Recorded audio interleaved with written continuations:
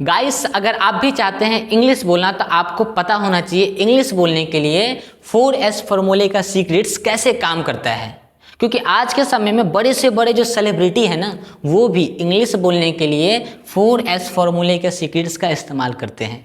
आप तो सालों से मेहनत करते आ रहे हैं, लेकिन फिर भी आप अंग्रेजी नहीं बोल पाते हैं। आपका अभी तक रिटेन अच्छा नहीं हुआ। लेकिन एक इंसान जो कभी कॉलेज नहीं गया, कभी स्कूल नहीं गया, आपसे उसकी एजुकेशन कम है, लेकिन अपने फील्ड में आज वो सक्सेसफुल है, आज वो अच्छी खासी इंग्लिश बोलता है, आपसे बेटर देन बहुत ही अच्छी इंग्लिश बोलता है। क्यों? क्योंकि उसे पता है कि इंग्लिश बोलने के लिए सालों मेहनत करने की जरूरत नहीं है, कुछ स्टेप्स को, कुछ सीक्रेट्स को, स्ट्रेटेजी को जानने की जरूरत है और उसको अप्लाई करने की जरूरत है। तो इंग्लिश बोलने के लिए भी आपको 4S फॉर्मूले या सीक्रेट्स पता होना चाहिए। इवन यहाँ तक कि मैं आपके सामने खड़ा हूँ, आज कैसे एक गांव का लड़का अंग्रेजी बोल पाता है, अंग्रेजी बोल ही नहीं पाता है, अंग्रेजी लोगों को सिखाता है, रिटेन की भी तैयारी करवाता है, स्पोकन की भी तैयारी करवाता है। कैसे?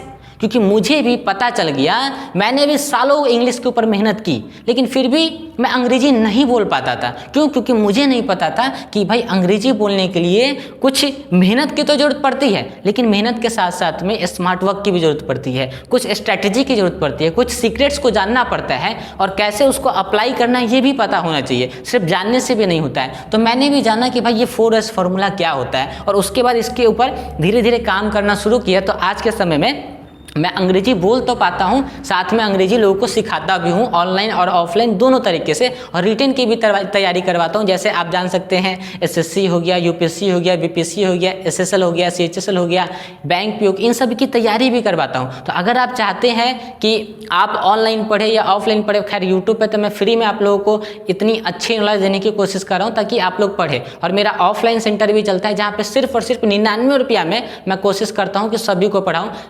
ताकि मेरा कोशिश क्या है कि भाई जिस तरीके से मैंने स्ट्रगल किया है सीखने के लिए, तो बहुत सारे ऐसे बच्चे भी हैं आज के समय में जिनके पास पैसा नहीं होता है, वो इंग्लिश नहीं बोलना तो चाहते हैं, लेकिन पैसे के कारण वो लोग सीख नहीं पाते हैं। तो मैंने एक डिसाइड किया कि नहीं, ठीक है, मैंने जिस तरीके से मेहनत की है, मैंने अपने आप को इम्प्रूव किया है, तो मैं यूट्यूब पे लोगों को फ्री पढ़ाऊंगा। देन आफ्टर ऑफलाइन में देखिए जिस तरीके से रूमेंट लगता है, बहुत सारे खर्च होते हैं, तो उसको सिर्फ निकालने के लिए हम लोगों ने क्या किया, 99 रुपये प्रति महीने के हिसाब से अंग्रेजी ऑफलाइन में सिखाना शुरू कर दिया। हम लोग की कोशिश है कि हम लोग का एप्लीकेशन जो है उसके ऊपर भी हम लोग काम कर रहे हैं, तो वहाँ पर भी हम लोग फ्री ऑफ कॉस्ट नहीं तो सिर्फ 99 रुपया लगा के बच्चे हमारे पास में अंग्रेजी सीख सकते हैं, ऑनलाइन भी और ऑफलाइन भी। तो हम लोग चाहते हैं कि जिस तरीके से हम लोगों ने खुद के ऊपर काम किया, कैसे स्ट्रगल को फेस किया, तो आप लोग को उतना स्ट्रगल फेस ना करना पड़े। तो आप लोग की सुविधा के लिए आप लोग सीखे, तरक्की करें, इसके लिए हम लोगों ने 99 रुपये प्रति महीने के हिसाब से बैच को शुरू कर दिया। और यूट्यूब पर तो खैर अभी अगर आप मेरे वीडियो को देख रहे हैं या फेसबुक पे, तो आप लोग फ्री ऑफ कॉस्ट पढ़ रहे हैं कि ये सब नॉलेज सब कुछ एप्लीकेशन पे, लोग जो डीप नॉलेज होता है वो लोग एप्लीकेशन पे देते हैं, लेकिन हम लोग शुरू में सब कुछ फ्री ऑफ कॉस्ट दे रहे हैं। तो आप लोग क्या करिए कि हर एक स्टेप को फॉलो करेंगे। जैसे मैं 4S फॉर्मूले को बताऊंगा, उसकी स्ट्रेटेजी को बताऊंगा, तो इन सभी चीज़ को आपको क्या करना है, फॉलो करना है और उसके बाद इसको अप्लाई करके अंग्रेजी बोलना है और जीवन में कुछ अच्छा करना है, लोगों को सिखाना है। देखिए, जब तक आप इंसान है ना, तो इंसान का एक काम तो जरूर बनता है कि जो कष्ट आपने सहा है, तो जो आपके बाद वाली जनरेशन है ना, या आपके साथ में जो है जिन्हें आज के समय में कष्ट हो रहा है, तो उनकी प्लीज़ आप लोग मदद करिए।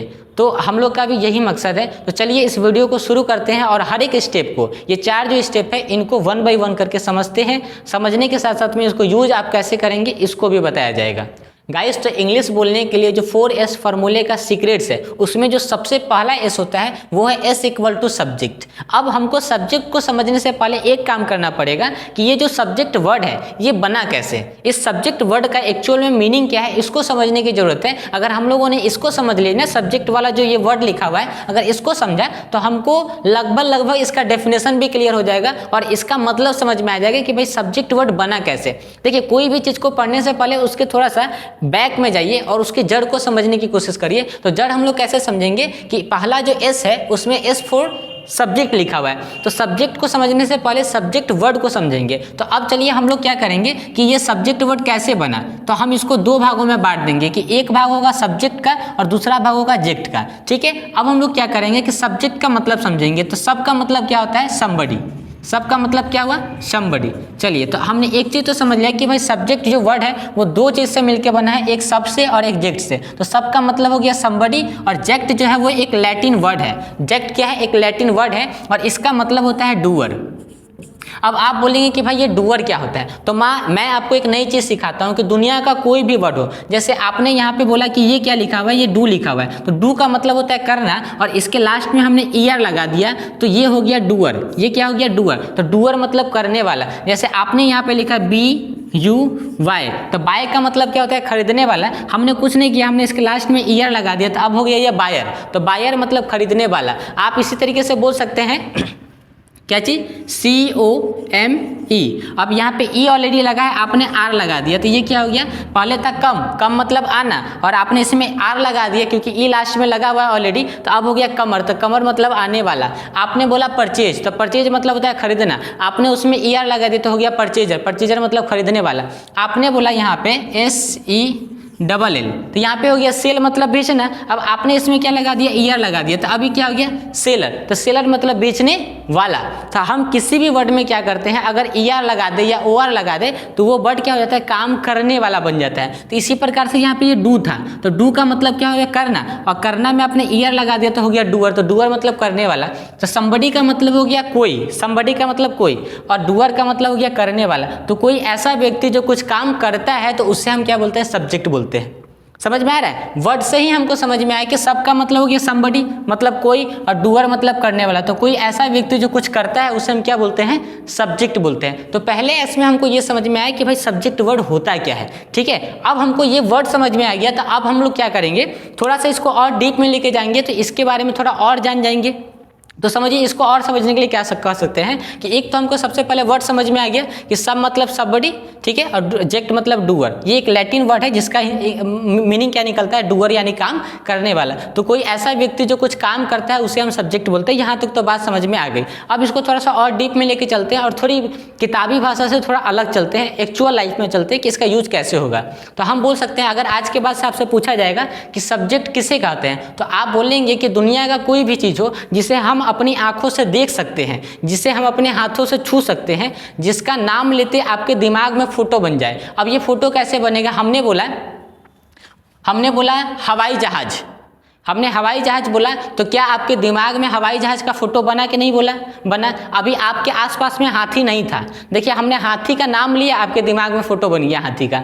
हमने बोला डायनासोर, देखिए डायनासोर आपके आसपास था नहीं ना था, लेकिन दिमाग में फोटो बना ना। तो हम समझिए क्या कहना चाहते हैं कि सब्जेक्ट, अगर आज से आपको समझना है कि सब्जेक्ट होता क्या है, तो आप डेफिनेशन पे नहीं जाएंगे कि काम करने वाले को ही सब्जेक्ट बोलते हैं, ऐसा नहीं है। ये हमने क्या बोला, पहले हमने सिर्फ वर्ड को समझा, तो वर्ड का मतलब होता है काम करने वाला सब्जेक्ट। लेकिन सब्जेक्ट को अगर पूरे बारीकी रूप से आपको समझना है तो आप बोल सकते हैं कि दुनिया का कोई भी चीज़ जिसे आप अपनी आंखों से देख सकते हैं, जिसे आप अपने हाथों से छू सकते हैं, जिसका कुछ ना कुछ नाम होता है, ठीक है। क्योंकि जिसको आप देखेंगे उसका नाम तो होगा ना, क्योंकि जो चीज़ आपको दिखाई नहीं देगा उसका ना नाम नहीं होगा, लेकिन जो चीज़ दिखाई दे उसका तो नाम होगा। भले आपको पता ना हो, किसी दूसरे व्यक्ति को पता होगा, तो आप उससे पता लगा सकते हैं उस चीज़ का नाम। तो समझिए कि जिस चीज़ को देख सकते हैं, जिस चीज़ को अपने हाथों से छू सकते हैं, जिसका नाम होगा, जिसका नाम लेते दिमाग में फोटो बन जाती है, उसको हम सब्जेक्ट कहते हैं। और एक और बात समझिए कि सब्जेक्ट का मतलब नाउन होता है, सब्जेक्ट का मतलब नाउन होता है। ये कल की वीडियो में मैंने सबको बताया था कि जो नाउन होता है वही सब्जेक्ट होता है, जो सब्जेक्ट होता है वही नाउन होता है, और जो सब्जेक्ट होता है वही ऑब्जेक्ट भी होता है, और जो सब्जेक्ट होता है वही नाउन भी होता है, जो सब्जेक्ट होता है वही प्रोनाउन भी होता है, जो सब्जेक्ट होता है वही नाउन और इक्विवेलेंट भी होता है, वही जेरेंट भी होता है, वही इन्फिनिटिव्स भी होता है, वही एक्टिव वॉइस भी होता है, वही पैसिव वॉइस भी होता है। आप इतना डीप में आपको बताने की कोशिश करें और हर एक पॉइंट को हम डिस्कस करेंगे आज ही की इस वीडियो में। मैं कह रहा हूं ना कि आज के इस 4S फॉर्मूले को अगर आपने समझ लिया ना और अप्लाई करना शुरू कर दिया, बस मेरी बात को फॉलो करिए और आप आज के बाद से अंग्रेजी लगभग बोलना शुरू कर देंगे। और अगर आपने इसको कंटिन्यूसली थोड़ा फॉलो करना शुरू कर दिया तो आप एक फ्लुएंट स्पीकर बन जाएंगे इंग्लिश के। तो समझिए हमने क्या बोला कि सब का मतलब समबडी, जेक्ट का मतलब डूअर, यानी कि सब्जेक्ट वर्ड का मतलब क्या हुआ कि कोई काम करता है, तो काम करने वाले को सब्जेक्ट कहते हैं। और अब अगर आपको और डीप में इसको जाके बताना है तो आप समझेंगे कि भाई दुनिया का कोई भी चीज़ जिसे हमने अपनी आंखों से देखा, जिसे हमें अपने हाथों से छू दिया, जिसका कुछ नाम होता है, जिसका नाम लेते दिमाग में फोटो बन जाती है, तो उसे हम सब्जेक्ट कहते हैं। इतनी बात समझ में आ गई। तो अब हम लोग चलते हैं अपने सेकंड वाले एस पे। तो यहाँ तक बात समझ में आ गई, तो चलिए वीडियो को आगे लेके चलते हैं।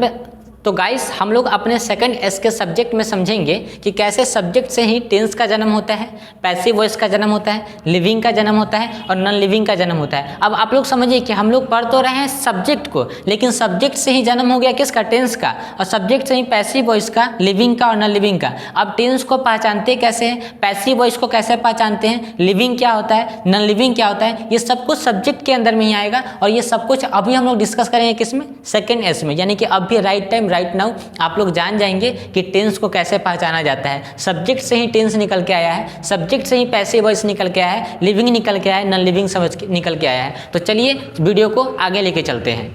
तो देखिए सेकंड एस के सब्जेक्ट में हम लोग सबसे पहले सीखेंगे कि भाई ये सब्जेक्ट होता क्या है और सब्जेक्ट कितने प्रकार के होते हैं और कैसे सब्जेक्ट से ही टेंस का और कैसे सब्जेक्ट से ही पैसिव वॉइस का जन्म हुआ, लिविंग का जन्म हुआ, नॉन लिविंग का, डूअर का और नॉन डूअर का जन्म हुआ। ये सभी कुछ हम लोग डिस्कस करेंगे इस एस वाले सब्जेक्ट में, ठीक है, यानी कि सेकंड एस के सब्जेक्ट में। तो समझिए सबसे पहले आपको ये समझना है कि अगर आज के बाद से आपसे कोई भी पूछेगा कि सब्जेक्ट कितने प्रकार के होते हैं तो आप सिंपली बोलेंगे कि सब्जेक्ट जो है वो दो प्रकार के होते हैं। एक सब्जेक्ट होता है आपका लिविंग और दूसरा सब्जेक्ट आपका होता है नॉन लिविंग, ठीक है। तो जो व्यक्ति मान लेते हैं कि जीवित है, जिसकी सांसें चलती है, वो लिविंग पर्सन हो गया, ठीक है। लेकिन आप कह सकते हैं कि अगर कोई व्यक्ति जीवित है तो वो सिर्फ 10% जीवित है, क्योंकि जो इंसान आज के टाइम में कोमा में है वो इंसान भी तो जीवित है, तो वो कितने परसेंट जीवित है, सिर्फ वो 10% ही जीवित है। जब तक कोई व्यक्ति जीवित है और काम ना करे तो आप उसको 10% ही जीवित कहेंगे, और अगर कोई व्यक्ति जीवित है और वो काम करता है तो वो हो जाता है 90% मिला के, टोटल कितना हो जाता है 100%। तो जो व्यक्ति काम करता है वही लिविंग होता है, और लिविंग 100% कहलाएगा मतलब। और जो लिविंग है लेकिन काम नहीं करता है, सीधे पड़ा हुआ है, जिस तरीके से कोमा में इंसान पड़े रहता है, तो वो 10% ना जीवित हुआ, वो 100% जीवित नहीं होगा। जो जीवित है वो काम करता है, आप भी चाहे हम भी दिन भर क्या करते हैं, काम करते हैं, तभी लोगों को पता है कि हम लोग जीवित हैं। नहीं तो एक रात हम लोग सीधे सो गए तो बिना सुतले रह गए तो इसका मतलब क्या है, हम लोग खत्म, कहानी खत्म। हम लोग किस में गिनती आ जाएंगे, नॉन लिविंग में गिनती आ जाएंगे। यानी कि अगर कोई व्यक्ति जीवित है तो उसको काम करना पड़ता है, तभी हम पहचान सकते हैं कि वो लिविंग पर्सन है, और लिविंग पर्सन ही काम करता है।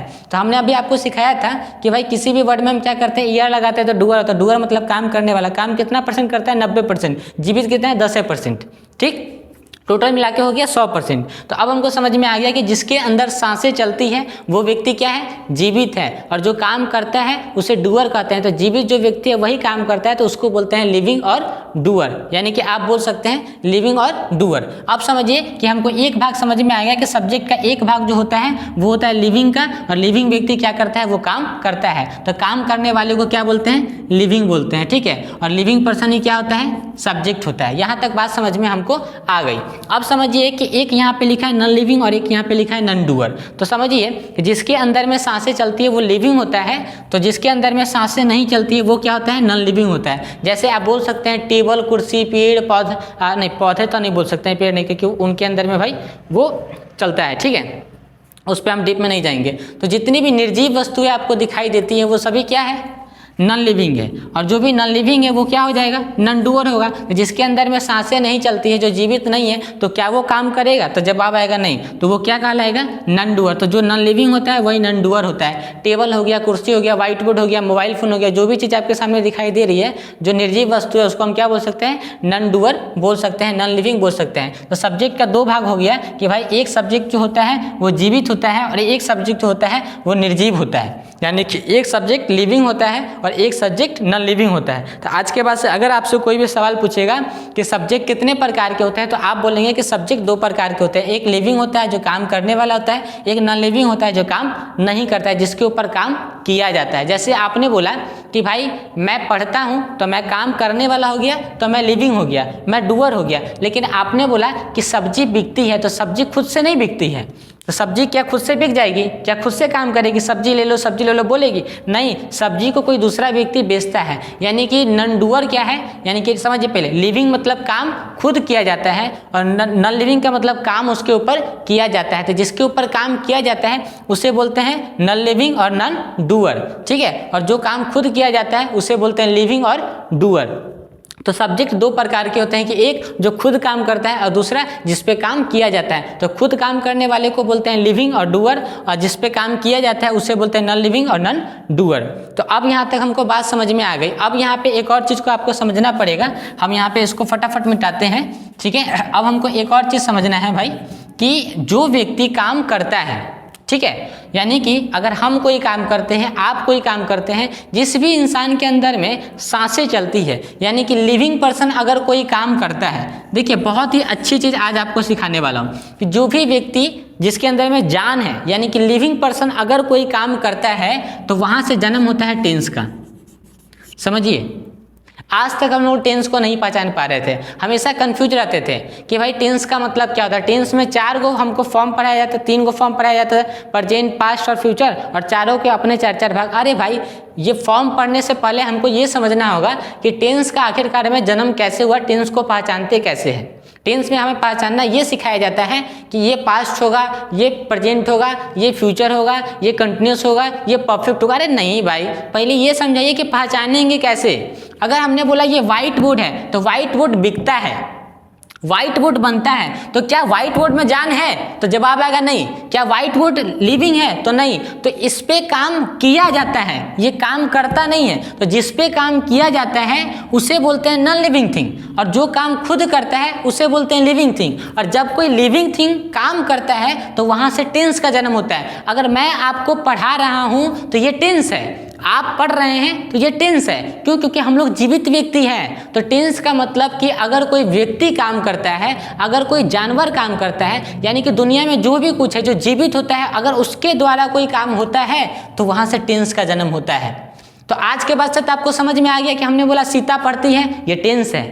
हमने बोला कि किताब बिकती है, तो किताब क्या खुद से बिकती है कि किताब को बेचा जाता है? किताब को बेचा जाता है। किताब एक नॉन लिविंग थिंग है, नॉन डूअर है, तो इसका मतलब किताब टेंस नहीं है। हमने बोला रेलगाड़ी चलती है, तो क्या रेलगाड़ी में दम है?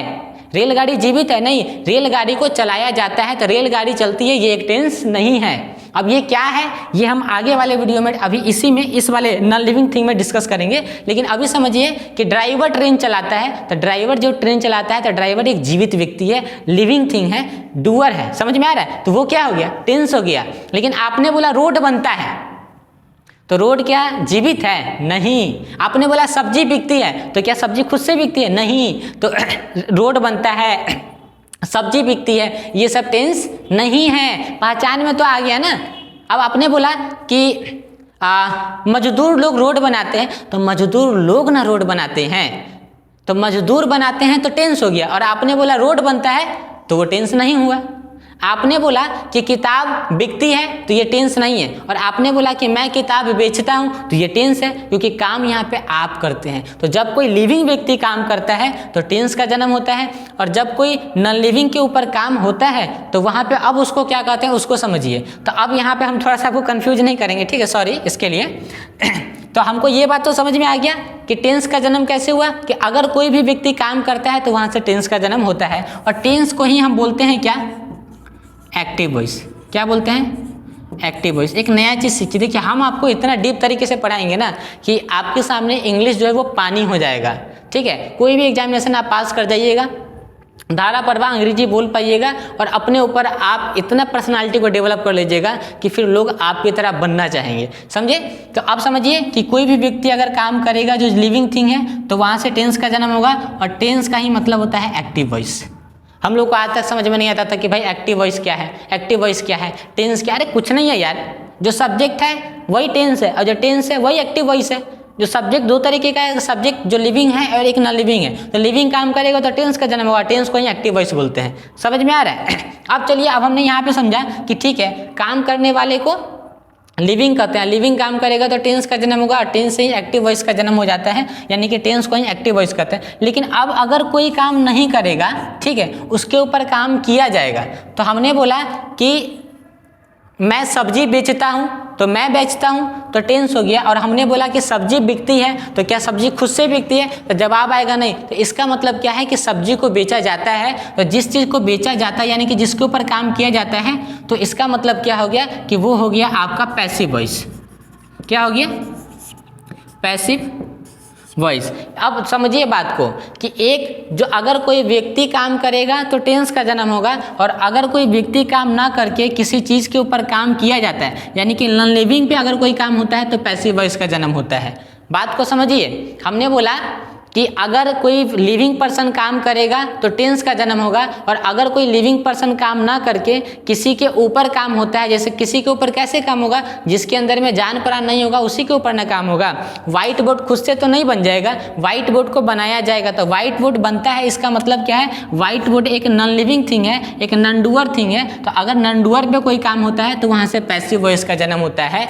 अगर कोई आदमी काम करेगा तो एक्टिव वॉइस, और अगर कोई निर्जीव वस्तु पे काम होगा तो वो हो जाएगा पैसिव वॉइस। आपने बोला कि कुर्सियाँ बिकती है, तो कुर्सियाँ बिकती है नहीं, यानी कि कुर्सियाँ खुद से नहीं बिकती, कुर्सियों को बेचा जाता है, तो वो क्या हो गया, पैसिव वॉइस। और आपने बोला कि मैं कुर्सी को बेचता हूँ, तो वो हो गया आपका एक्टिव वॉइस यानी टेंस। आपने बोला कि मैं कलम को बेचता हूँ, आपने बोला मैं कलम को बेचता हूँ, तो ये क्या हो गया, टेंस हो गया। क्यों? क्योंकि आप एक जीवित पर्सन है, आप एक लिविंग पर्सन है। तो आपने बोला कि मैं कलम को बेचता हूँ, तो टेंस हो गया, टेंस मतलब एक्टिव वॉइस हो गया। और आपने बोला कि कलम बिकती है, तो ये क्या हो गया, ये पैसिव वॉइस है, क्योंकि कलम खुद नहीं बिकती है, कलम को बेचा जाता है। तो अब हमको समझ में आ गया कि जो भी निर्जीव वस्तुएं हैं अगर उनके ऊपर काम होता है तो वो होता है पैसिव वॉइस, और अगर कोई व्यक्ति खुद से काम करता है तो वो होता है एक्टिव वॉइस। यहाँ तक तो बात समझ में आ गई। अब हमको समझना है इसको एग्जाम्पल से, ठीक है। तो अब इसको थोड़ा सा एग्जाम्पल से भी समझते हैं।